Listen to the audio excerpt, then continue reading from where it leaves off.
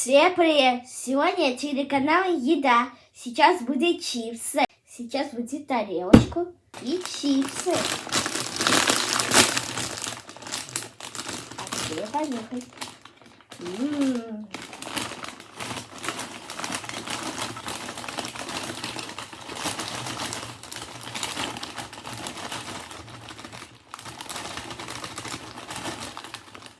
Ну вот, тебе готовы чипсы. Всем спасибо, до свидания.